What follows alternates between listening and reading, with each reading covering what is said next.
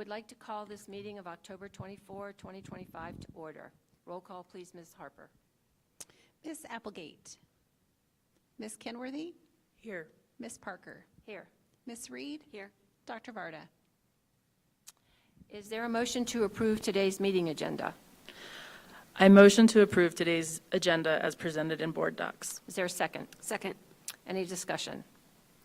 It has been moved and seconded to approve the agenda for today's meeting of October 24, 2025 as presented. Roll call, please, Ms. Harper. Ms. Applegate. Ms. Kenworthy. Yes. Ms. Parker. Yes, Ms. Reed. Yes. Dr. Varda. and that motion passes. Per board policy, each October, the Jeffco board conducts a formal summative evaluation of the superintendent. For our first order of business, the board will convene into executive session for the purpose of discussing a personnel matter related to the superintendent's evaluation.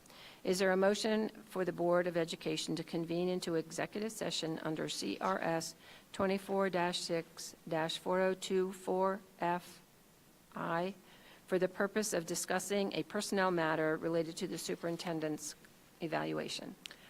I move to convene into executive session under CRS 24-6-4024Fi for the purpose of discussing a personnel matter related to the superintendent's evaluation. Is there a second? Second. Any discussion?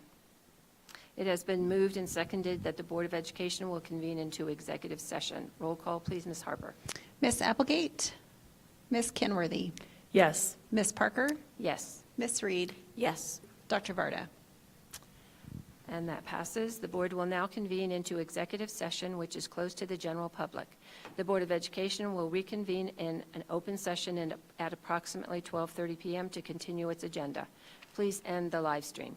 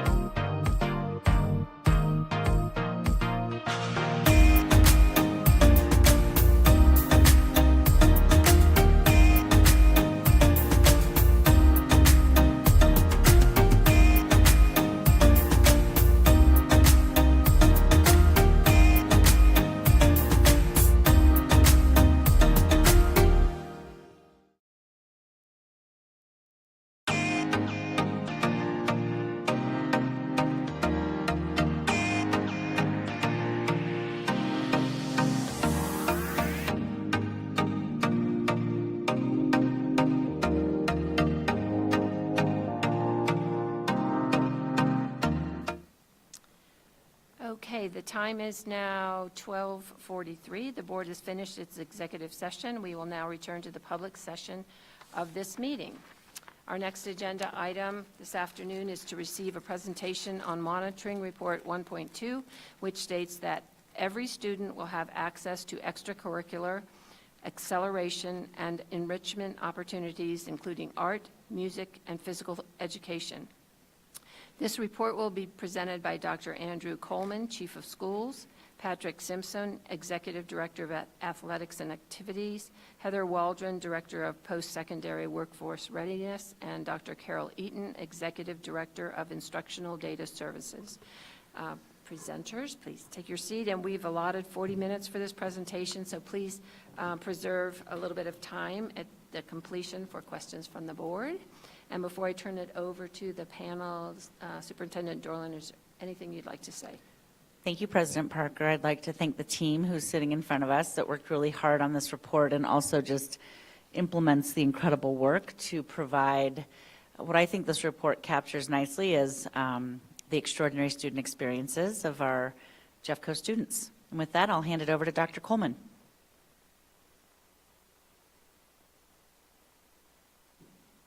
I think I'm on now. Thank you all so much. We're so excited today to present this report to you to really look at our access and our extraordinary experience of our students because we have individuals in our district that are working extremely hard to ensure that our students have access to robust programming. Just an overview of our presentation today, our board ends, interpretation, the context, the bright spots, and also our Jeffco Thrives connections. The board ends 1.2 and the interpretation. I'll just speak about the interpretation, just extracurricular activities for extending learning beyond academics, acceleration for advanced students, and enrichment for deeper curriculum understanding with a focus on equitable access for students regardless of background or abilities. So we're excited to present with you all today and really to talk about the opportunities that our students have. And just for the context, really talking about those extracurricular enrichment and acceleration opportunities are at the heart of the extraordinary experience. So I'll turn it over to Patrick to begin talking about our bright spots. Good afternoon, everybody, and thanks for having us. So yeah, I say this often, I really believe I have the best job in the whole district as I get to support athletics and activities. And so as we go through the next few slides, Heather and I are going to kind of bounce it back and forth. But just starting out with some initial bright spots in athletics. This is our fourth year in a row of participation growth, and we're getting back to pre-COVID and above in our student participation, which I'm very proud of. You know, especially when you consider all the other factors at play with declining enrollment across the state and the country and everywhere else, and the fact that we're continuing to grow is something we're very proud of. I would be remiss, we have a flag football picture on the presentation. We actually had 3 Jeffco teams play in the semifinals on Wednesday and at our stadiums, and I was very proud of them and proud of those kids. So then activities, same thing. So some of the data we've got today to talk through activities is we're starting to get tighter and tighter on our data. As if you recall last year when we presented, we were really starting the real serious intentional collection of data around activities, and I'm really proud of that work. And so again, we've seen a participation growth in activities. It is a little bit harder to quantify directly because last year we did so much of the data that we presented was forecasted data, where these are actual hard numbers. And so we've seen a participation growth, and I'm excited to continue to share that year over year, and we can see trends. We did break the data up a little different this year. So you'll see last year our number was 12,000 plus with activities participation, and that was really grouping together clubs and activities. And so we've started to, in our work, to really break those two apart, and they're supported very differently. Our activities are very much kind of an equivalent to athletics. So a marching band, anybody that's ever been around a marching band program, there may not be a harder working group of students in our district with the amount of time that they put in and the coaches and the sponsors. So our 10 activities programs have a shade over 8,000 students participating last year. And then we had about 5,900 with clubs. And again, the biggest distinction there is clubs are interest-based. And they are very much, it could be a one day a week, it could be once a month, it could be pop in when you have time. And so that's important data for us to track and make sure we're supporting at the right altitude. Before I pass it off, student leadership opportunities, we continue to grow our student leadership opportunities. Our director of activities is working really intentionally with our high school activities directors around not only supporting student governments in our schools, which are really important groups, but also really prioritizing leadership.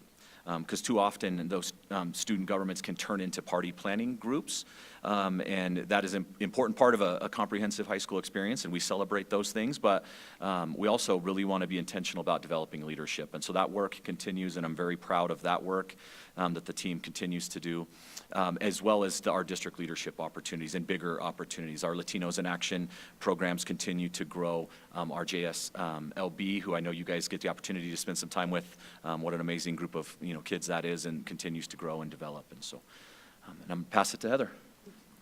Thank you so much. Great to see you all, and thank you for having us here today. And so in addition to all the great celebrations that Patrick was able to share, we are also working to continue to increase acceleration opportunities for our students. And so that has looked like an increase of opportunities and enrollment in our college credit-bearing programs within our schools. So advanced placement, international baccalaureate, and concurrent enrollment opportunities have seen not only an increase in the options that are available, but also an increase in enrollment. And similar to what Patrick was mentioning before, that's in the face of declining enrollment. We're still seeing those numbers trend upward, which is really exciting. We're also continuing to see industry certification opportunities grow and our work-based learning experiences grow. From our annual Career Expo, where once again we had about 3,000 10th graders come out and close to 100 partners come join us, but we're also seeing more of our high schools add in a Career Hub coordinator, which has started off as some grant-funded work that's really expanded across the system currently, where up to 90% of the students that go to a school with a Career Hub coordinator are engaging in some sort of career-connected work-based learning experiences through that opportunity. And so we're starting to see that grow across our schools more and more. Our industry certifications, to give you kind of a general idea there, in 22-23, we had about 56 different opportunities for students to earn a certification, and as of last year, we were up to 98. So that's almost doubled in just the last couple of years. A third of those are offered through Warren Tech programs. The other 2/3 are in our home high school career pathways, which we know really just set students up for a competitive advantage when they leave. So. Digging a little bit deeper into the college credit in a moment here. Here we go. We put together for you all in the report, and hopefully you guys saw this in there as well, to give people a snapshot a little bit, because we talk about all three of these sometimes separately, but to really think about them overall as college credit acceleration opportunities for students by school. We have 4 schools in the district that offer IB programming. It's Alameda, Dakota Ridge, Lakewood, and Stanley Lake. So when you see an NA in that column for the other schools, it's really just that that's a really specialized program that those schools would adopt. And we try to have them in different regions throughout the district, so that's something that's offered in different areas. You will see that some schools have more opportunities than others, and this is something that we really are trying to address and engage those schools with, so that we can ensure that more of our students have the option to have some of this college credit before they leave us. The other piece that we are also looking at is growing our College for All program, which does allow our students that might go to a school with fewer opportunities. So you can see on the table here, we definitely have some schools that have fewer opportunities. That College for All program is a virtual online learning opportunity where courses are offered through Red Rocks Community College faculty based on student need in areas that we're not able to offer. They take those courses virtually from any school. And we really target our schools that have fewer opportunities to identify what are students interested in, what would be the biggest value add this year, so we can open those up and try to expand those options for more students that maybe don't have a teacher credentialed in their school to offer the courses that they're interested in. So in addition to that, we're also working on tuition reimbursement programs and targeting our schools with fewer opportunities to be able to help more of our teachers become credentialed to offer those opportunities for students. We have, this year, we are excited. This is new data. This isn't something that we've been able to share with you in the past, but we've been doing a lot of work on our data systems in this space to try to be able to disaggregate data by subgroups and have a better understanding of, while we're increasing opportunities, we're increasing enrollment, which students are most taking advantage of these opportunities and what students might we still be missing. And so I'm going to talk through this data a little bit because there's a lot going on here. But basically, so this graph will break down the college credit opportunities by gender. So the blue bar there tells you what our district population is. So in this example, female high school students represent 49% of our total high school student population. In comparison, female students represent 55% of our advanced placement participation. So you can start to see kind of where some of those representation overages or gaps might exist. Just to kind of also level set, you'll notice there's an N number down at the bottom of the graph. So while the bar for IB looks really high, I'll also just point out that the N number there is 411 total female students, right? So the N number isn't proportional there, it's the percentage of participation. So we have one here for gender. You'll also see we have this broken out by race and ethnicity.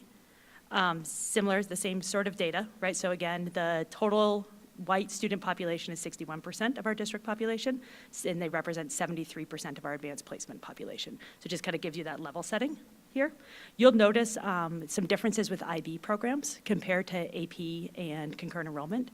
And so this is just that reminder that IB programs are only in 4 schools. Advanced placement and concurrent enrollment are district-wide.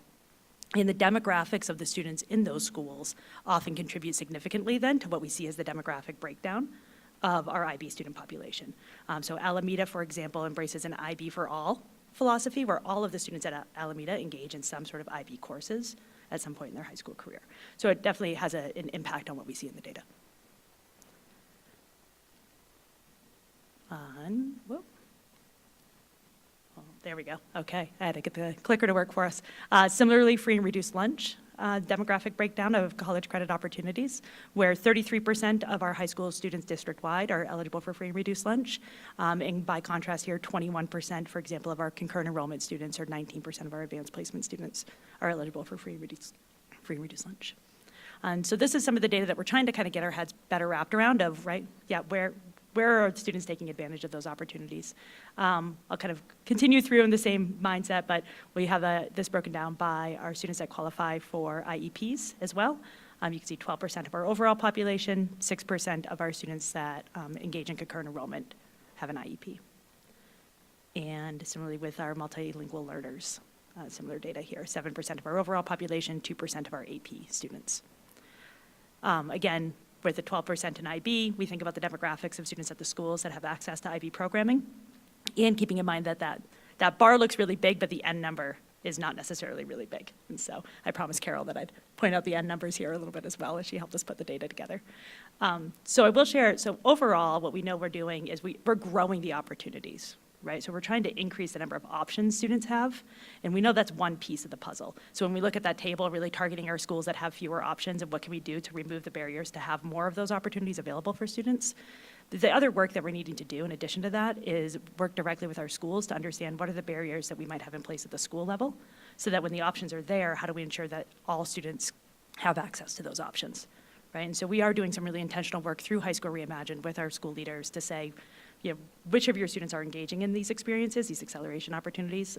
We're doing the same work with work-based learning and industry certifications. The state has started to dub those as the big 3: college credit, industry certifications, work-based learning experiences. All of them have shown to set students up for acceleration opportunities in the future. And so really digging deeper now into not just that our outcomes are growing overall, but which students are we serving the most and which students might we be missing. And hoping that we continue to see the upward trend in the number of opportunities that exist, because we can't bring more students in if we don't increase the options that are there. Okay, so with that said, I'll pass it back to Patrick to talk a little bit more about what we see as on track. Yeah, so some of this I covered in our bright spots, but high school, for athletics and activities, especially at our high school level, we continue to be very proud that we offer comprehensive opportunities for our kids. We offer all CHASA-sanctioned sports. We have robust interest-based clubs at our schools, and our activities continue to grow and grow. We, again, have the participation growth amidst declining enrollment, which is something we just believe in. We know when kids are engaged and participate, right, all the positive benefits that they have as students. A number I'm really proud of, and I probably need to pause here and take a moment publicly. We have just the very best coaches, the best people involved. And so I want to thank our coaches. They do such an amazing job, put in so many hours and time with our kids, and have such a profound impact. And I'm not sure we always, as a system and a community, always say thank you enough for the work that they do. And so I'm very thankful and grateful for them. Our sponsors, we talked about that with our really our Big Ten, but even our club interest-based sponsors. I mean, there's a lot of people giving a lot of time to be with kids and to do the right things and to support our kids. And so just so thankful for them. Our athletic assistants, again, they may be the hardest working people in our system for sure, but it may be in the system as a whole, all that they do to support behind the scenes to make this happen. And we have a really robust game working staff and stadium managers, and so a number I'm really proud of is that we hosted last year 573 varsity athletic events and activities, competitions, so marching band competitions and those things in our district stadiums, which is just an incredible volume of events that we host, not to mention the couple hundred other outside community events that we host. We get in and around 800 total events that we host that our staff does, and they do such an incredible job of that. The other piece I highlighted real briefly was just enhanced coherence and systemness within our activities. From the way we have students register to the way we support our alignment and partnership with Heather and team, with our activities directors getting direct support from our CTSO staff on not only how do we support our CTSOs and growing those programs, but then it's also the curricular support and how can activities directors as school-based leaders lean in and get professional development from our CTSO staff, as well as our AMPed team around art, music, and PE, and then our strategic plan of the arts team, the work that they do to put in real intentional support with growing music theater opportunities for kids at a young age, and then watching that grow into the really high-level performances and structures that we have at our district. We have 26 district-level events, and to see those continue to grow and the quality and the opportunities is something we're really proud of. Adapted athletics, again, continues to be a bright spot for our department, and it's really kind of a subset of our department. It's really a partnership with Matt Polero and the SPED team, but Brian Wickeren and Katie Spyrick and the folks there do such an incredible job. And I know I've seen most of you as board members at different adapted athletic events over the years, and we always encourage our community to go out and see those events. It's truly an incredible curriculum. Taking our SSN students learn the skills, the physical skills, the rules of the game, all of those things in their PE class, and then their their final exam, so to speak, is a competition and a really competitive athletic competition that we host district-wide. And so a celebration is in last year's report, we had a couple schools that had programs that were not participating, and that was something we spent time as a collective group discussing, and I'm proud to report that all of our schools that have SSN programs are competing and going through the full adapted program. And a side note there, something else I'm proud of the work that we're doing is we have, CHASA has unified bowling as a CHASA-sanctioned sport. And so we have 9 of our high schools that are participating in, and that's really based on interest. Everybody that's got interest is participating in that, and competing for state championships and giving those kids an opportunity. It's really a fun, special thing to observe. So. And then the last one, before I kick it back to Heather, is just continued, and I talked about this briefly, but we continue to put in a lot of effort and intentionality around enrichment learning opportunities for our activities. And so that strategic approach of how are we giving kids a great classroom experience and getting them to fall in, learn the skills, but also really fall in love with art, music, theater, and then taking that and then having those pathways to continue on, and then have those opportunities for really high-level culminating, competitions, our art shows and our, marching band festivals and all of those things. And so that intentionality, because of the co-curricular piece and the extracurricular piece, just has some differences and some nuance that athletics does not have. And we have some amazing people doing a lot to support those kids going through that journey, and continue to have a lot more to do and want to do. Yeah, those are our assessment of being on track for athletics and activities. Awesome, thank you. And so we would also say that our work around High School Reimagined, we believe, is very much on track at this stage. So we have a lot of work happening across all of our schools of focusing on what do our students need to be successful when they leave us. And that includes a lot of those acceleration opportunities that we just spoke about. Students having access to high-quality career pathways and programs, college credit, and the variety of the different experiences out in the world before they head off into whatever their post-secondary plans may be. Part of that work has also included schools working in more regional collaboratives, so that if there are opportunities that exist at one school and it might not exist at the neighboring school, how do we think smarter across school boundaries rather than trying to be everything for every student in every building? And so our High School Reimagined work has really helped us accelerate a lot of the other goals that we had. In addition, I believe that we are on track as far as access and opportunities continuing to grow in those college credit-bearing experiences. So as we talked about, and we'll talk more in the challenges, we know that we still have some work to do to remove barriers for some students, but the increased opportunities is something that we do see as on track, as well as our work around high-quality pathways, industry certifications, and work-based learning. So we continue to see internship experiences grow. Our career-connected learning experiences are continuing to grow across our schools. Also happy to share an update on math acceleration, which had been named as a challenge in last year's report. Was that last year, after that report, we lifted up the opportunity to collaborate with our GT department, between our math department and GT department, and we've, as a result, have a number of different new protocols in place for math acceleration throughout the district, which has increased greater consistency and equitable data-driven approaches. Utilizing the IM curriculum as well. So that allows us to do really purposeful compacting of grade levels at the middle school level in order to be able to provide thoughtful acceleration points and opportunities for students in a way that's much more consistent across our schools now. And so that's an update that we were excited to share. So we do, of course, still have some challenges in front of us, and I'll let Patrick go first on this one. So the first one for us is we just really how we allocate our resources and maintaining sustainability, with declining enrollment and budget challenges that we're all working through as a greater system. But it really evaluating, how are we evaluating extraordinary student experience and making sure that that is the case? Because often in our attempts to try to maximize participation numbers, sometimes we stretch ourselves a bit thin where I start to have some worry about, is it really an extraordinary experience, or are there opportunities for us to partner and do some things to really ensure that while still maintaining participation opportunities?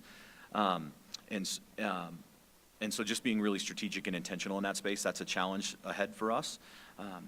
The middle school athletics and activities, if you recall when we spoke last year, I was charged with looking at middle school athletics opportunities and some of those things, and it became pretty quickly identified that that wasn't something that was in our immediate future, just from a budgetary standpoint, but then also broader than that, we haven't had middle school athletics in Jeffco for around 40 plus years. And so in that void, we've had so many amazing community partners that have stepped in and provided opportunities for our kids. And our local municipality rec centers and groups have really created middle school leagues. And even on paper, there's times where people reach out to me and talk about Drake playing Oberon in basketball, and they have a grievance or a celebration that they want to share. And it really doesn't have anything to do with our district, but our community partners have made it such to kind of create that feel. And so by adding athletics, it was going to be very complicated. It's very costly. There's pretty significant impact on our middle school leaders.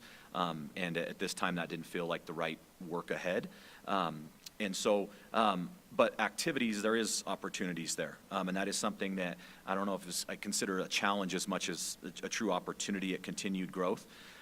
But if we have really high quality music programming, theater programming, these things, both co-curricular and extracurricular at our middle school levels, we just have so many opportunities to grow those and have vertical alignment in our articulation areas and things that we can continue to do better and be more intentional about. And so the work is beginning, and we've been working on it, and I'm excited that we'll continue to do that. And, truthfully, that's probably something we should always have on here as a opportunity, because I don't know if we could ever do that at the level I would ever be happy with, or I know the people on our team would ever be totally happy with. And then data, as we continue to work on data dashboards, I'm really happy to report that we have some data around participation data and eligibility data and these things that we were growing, and it's been work that the IT team and staff are just incredible, what they I mean, they sit down and we ask for the moon, and they come back and deliver that over and over again, and it's been amazing.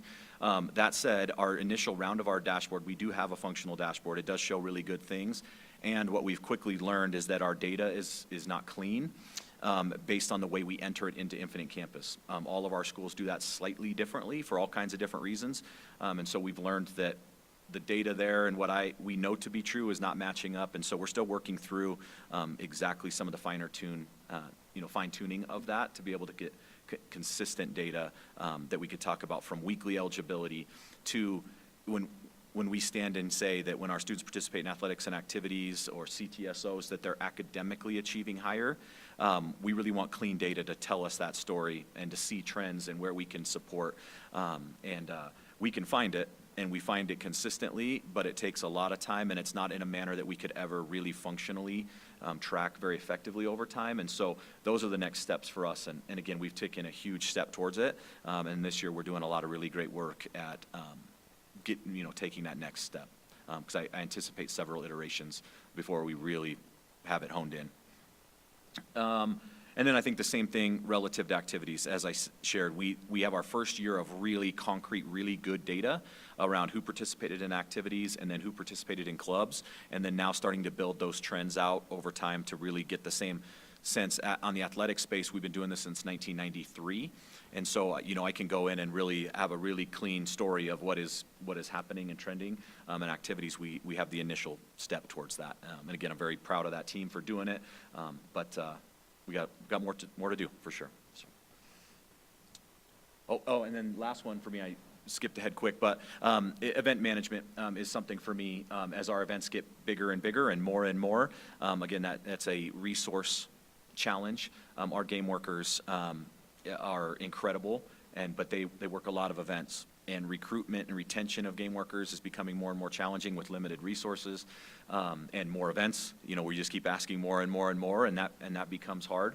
And then as our staff continues to do other things, recruiting staff to do that work is tough.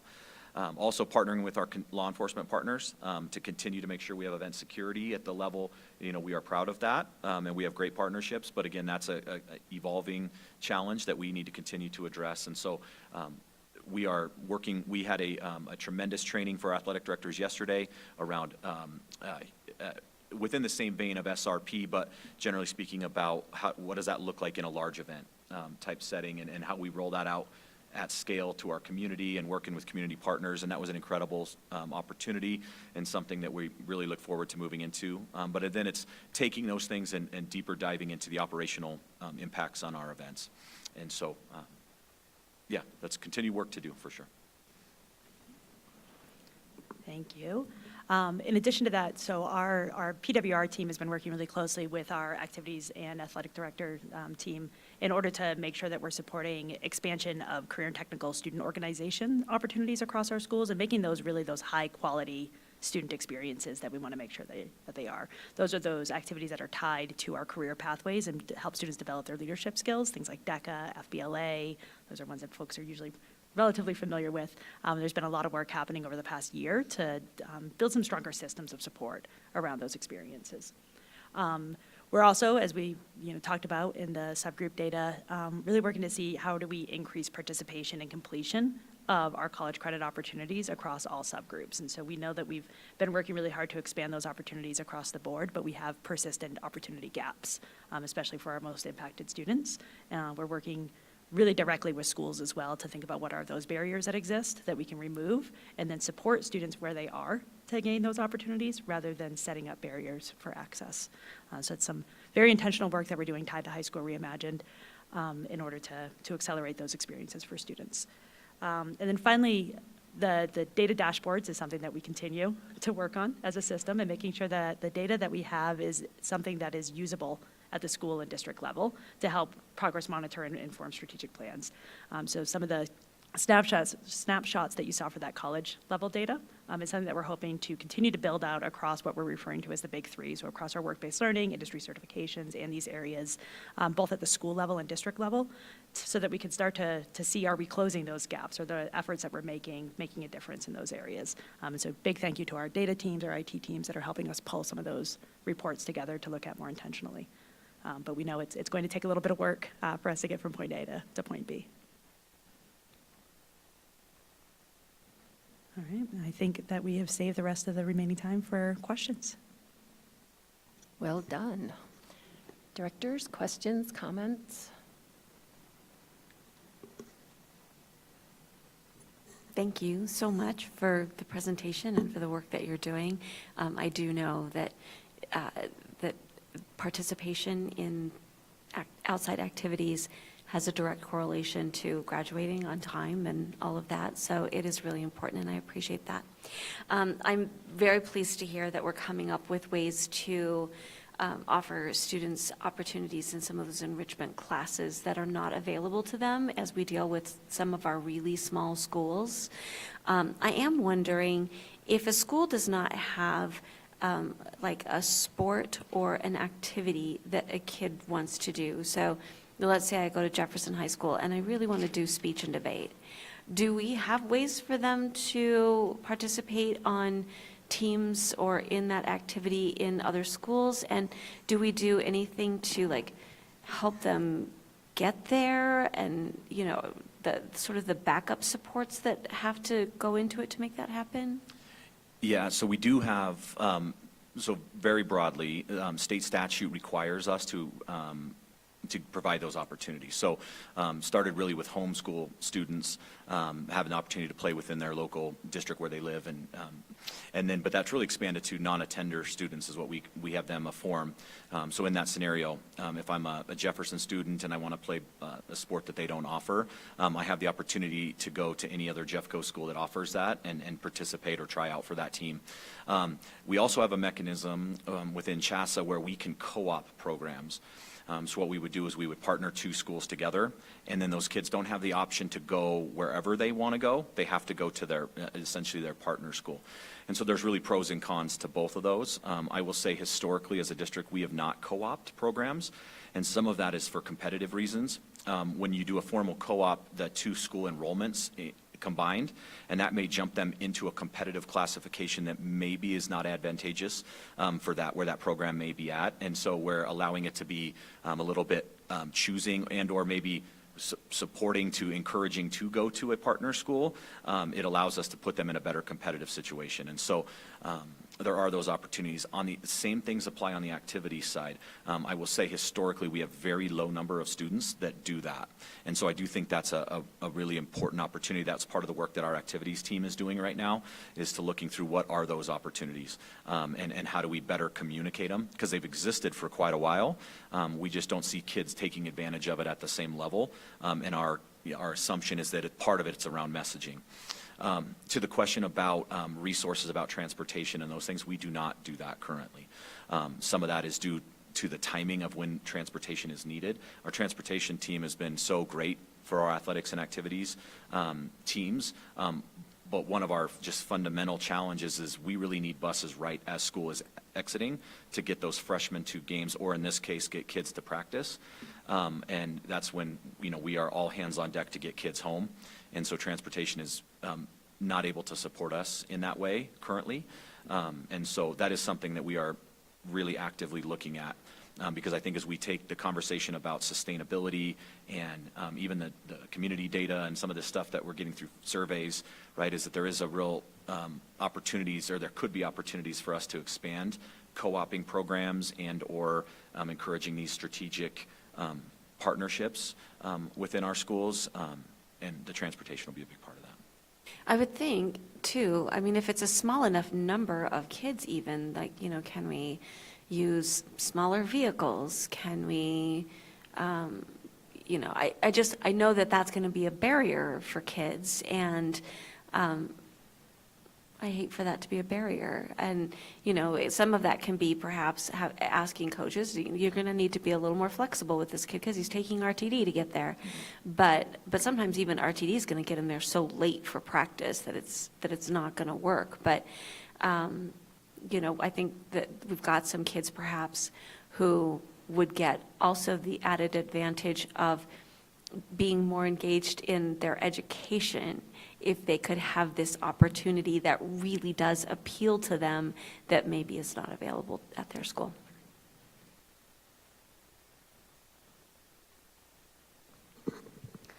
First, I want to echo the thank you. This is really the work that really gets some kids up and excited to come to school in the morning, so we really appreciate that. On slides 7 and 8, where we talked about kind of the different programs offered at the different schools for AP and concurrent enrollment, there is and you touched on it a little bit, there's a pretty stark difference between some of the total offerings. Is that driven from a resource standpoint? Is that interest? Like, what is the maybe, and I'm sure it's a lot of things, but what is kind of the generic reason behind why some schools have 60 and some have 7? Yeah, there's definitely a variety of reasons, as you could imagine. One piece for us to keep in mind is the different numbers of students at each school, right? So a smaller school isn't going to have as many opportunities as one of our larger comprehensive high schools if you start to look at it as a per-student opportunity. The concurrent enrollment piece is one of the ones that we start to see the biggest differences. Those have teacher credentialing requirements, right? They're managed by the Higher Learning Commission at the state level. So those teachers need to have either a master's in their content area or 18 graduate credits within their content area. Within CTE programs, it's a little bit different, but they need to have some really higher level qualifications. So we do a lot of work on trying to target our teachers that are close and providing tuition reimbursement programs for teachers that are close, so to get them over that hurdle, especially in our schools with fewer opportunities. But maintaining those teachers in buildings when they may be able to expand those opportunities in other schools sometimes can be a challenge, as well as the number of students that are interested, right? So we have kind of minimum viability numbers to be able to run a course. And so if you have 5 students that are interested in taking AP Psychology, you might not be able to run AP Psychology that year. And that's where we are trying to leverage, regional collaboratives and that College for All program to say, but if we have 5 students across 4 schools, now it does become viable, and it's something that we can offer in some different unique ways. Awesome. Thank you. You also mentioned the Career Hub coordinators, which I've heard are amazing, amazing resources in our schools. I've heard that some schools, so I know some schools have grants, some don't. And of some of the smaller schools that don't, I've heard kind of concerns of being able to fund them as we look at, budget challenges and maybe some reductions in the future. Are we identifying the schools that are self-funding and maybe figuring out if there's grants or ways? I would just hate for a high school to have to say that's something we're going to cut. Yeah, we've been looking closely at that as well, because it was something that, our schools wanted to try. We were able to try it to see, did it make a difference? And we're seeing it does make a difference, right? So then now what do you do with that in the face of declining enrollment and budget reductions? Something I am excited to share that we're looking into is that the state, when I was mentioning the big 3, the state has some new legislation that came out where they're really measuring those outcomes quite a bit more around college credit, industry certifications, work-based learning, but they're also shifting their funding models around those. And so we may have an opportunity to utilize some of that funding to help offset some of those costs for our schools. We're working closely with our high school leaders and educators right now to say what would be the biggest value add to help you drive these outcomes forward. And that continues to rise to the top. And so as the state board goes through rulemaking and we have a better understanding of, what that budget scenario might look like, the allowable expenses, they have to be tied towards driving those 3 outcomes forward for our high school students. And this is something that we're seeing data to support. So we're hopeful that may be able to help offset some of those expenses at our schools, that and looking at the potential to share across some of our smaller schools. Okay, so could they share a 0.5 Career Hub coordinator across 2 smaller schools in the same region? They're collaborating with the same industry partners, and it may be something that would be of feasibility. That's great. Well, again, I just really appreciate it. The math acceleration update was awesome. So thank you guys for all the work that you do. It really means a lot to our students. Hello. I'm going to just go into my questions quickly, but thank you for being here. My first question is about our mountain community school supports as far as access to some of the activities and where we are with supporting that community and having access to similar opportunity as folks who are down the hill. Yeah, so from an athletics and activities perspective, definitely on the athletics side, they are operating the same level of programming and actually offer more programming than some of other schools in our district. That said, they're in that same position as we start to look at opportunities. They're, to lower numbers in certain sports and activities, and then, are there opportunities to partner, whether it be with, Conifer High School as another mountain school, and or does it make sense that we start to do partnerships down the hill, but then you get into some transportation and some logistics, and some of it depends on time of the year. And so I would say from athletics perspective, they are really very much functioning at the same level or above in athletics programming. I know activities is the same. So that said, there are some challenges around participation. So all of our stuff really is predicated on, to a large degree, on student interest and participation. And so in music programming and some of that, I know principal artists and community superintendent and team up there have had to do some things creatively with trying to make sure they're continuing to offer robust opportunities for kids, but doing it with smaller numbers and resources and challenges. And so I know that work is being done. I definitely not the expert to speak on that work, what they've been doing directly, but they're still getting that same. Our SPA team is very actively engaged in supporting that and very aware to support staff. I do, if you don't, I apologize. I also, the work that Activities has done around homecoming and some of the events at Evergreen were absolutely unbelievable last week. And I know many of you had the opportunity to be up and around those things, but it was truly one of the highlights of my professional career to see the work, the collaboration from such a large community to come together to put those opportunities on for kids and for the Evergreen students. And so, yeah. There's very a thankful video. There's a video in your weekly update coming today. And thank you, Patrick, for everything you helped do to coordinate and organize for that. Yeah, thank you. Other questions I have, one, Director Applegate already asked about opportunities, total opportunities in those charts does correlate to student population at those schools. Roughly, yes. Roughly, yeah. Yeah, Not- and so not there's some exactly. outliers, absolutely. Sure. Yeah. And for concurrent enrollment, I think I remember from another conversation that we also still have dual enrollment courses, but not as many, and we're trying to move away from dual enrollment towards concurrent enrollment, right?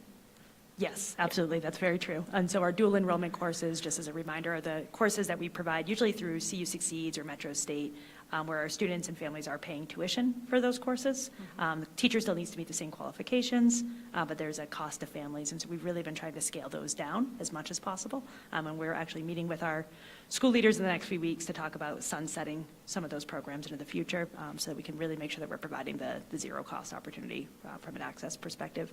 The one exception would be a couple of programs at Warren Tech that wouldn't have a concurrent enrollment option. So if it's not an option, if the only option is dual enrollment, then that's something that we want to make sure that we're still maintaining as an opportunity. Yeah, great, thank you. My next question is, for some of the offerings across the district, like your AP Psych example that you gave earlier, where we're trying to get a critical mass to pull a class off, I'm wondering, do we ever work with Colorado Digital Learning Solutions at all? Because I spoke to somebody about the work that they do, and I know that we're a much larger district and they typically support rural districts, but I do wonder about specialized offerings where, we have even a small number of kids in our county that are interested in a particular offering. Is that an option for us?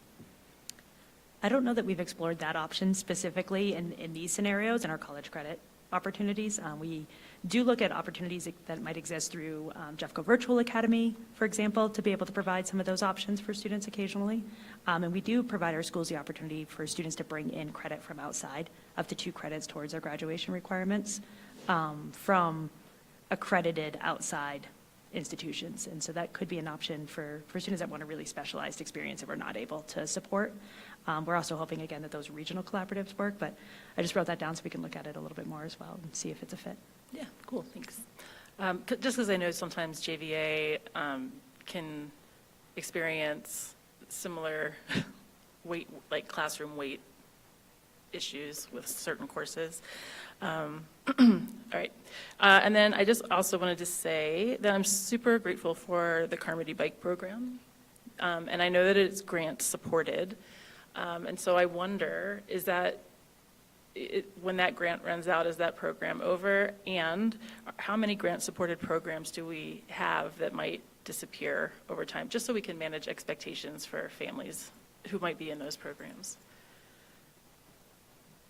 Yeah, I don't know if I have a great answer just yet, as I think with still the questions around, what are impacts, what is coming, what is the status of, grants from the top down on, so I think there's still a lot of TBD on that. I know it's something that our schools, and I have not spoken with the Carmody in particular directly, but I know those are things that people have top of mind, because those are coming up in conversations around, as we're working centrally on the budget reduction and those things, those questions are coming up about, this and that, am I going to have to do this? And so I know it's on top of mind for a lot of folks, but I don't have any real tangible answers.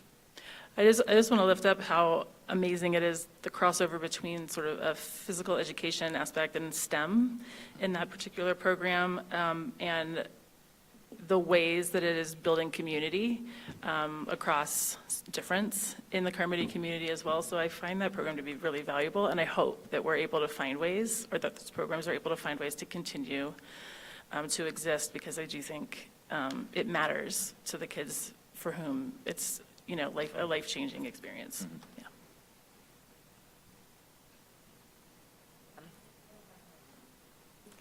I don't have too much. Thank you for the data. It's very good to see. And I just wanted to say I'm excited about, I have a 6th grader at Pomona, and she's a flag football player, but with Apex. But she knows the quarterback. Well, she knows of the quarterback for Pomona. And seeing the interaction between the middle schoolers and the high school, I hear them, I went to a choir concert the other night where the choir teacher's talking about the 6th graders knowing the older ones.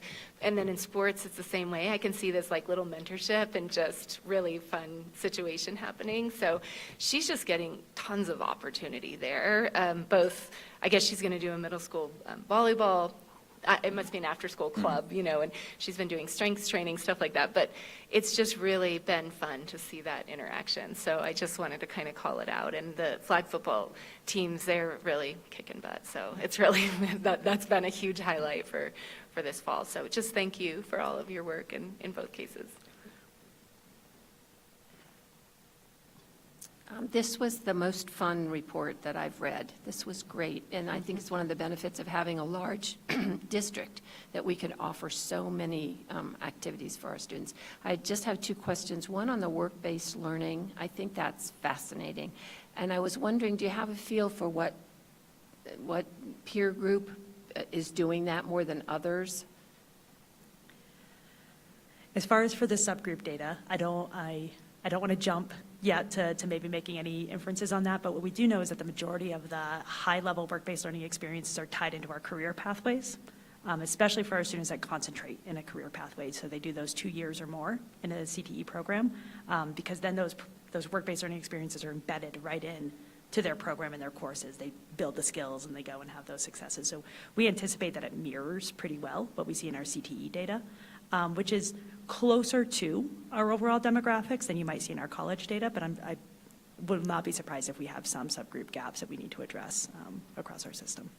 And we hope to have some of that ready for you when we do 1.4 this spring, which is where we talk a little bit more about student outcomes, whereas this one's a little bit more about what are the opportunities that exist. And so hopefully when we get to that outcome data, we'll be able to share some of that with you. Great. And then the second question is on peer mentoring. That has come up with security and safety in schools. There's a possibility there. Do we have an idea of how many schools have peer mentoring going on? I would not be able to speak to that super well, but I think that that's something that we could follow up with Tara Pena and her team around on what they're working on in peer mentoring. Okay, that would be great. All right, so thank you very much. This is a wonderful end to the week. Thanks. Bye. And yeah, so that brings us to the end of today's agenda.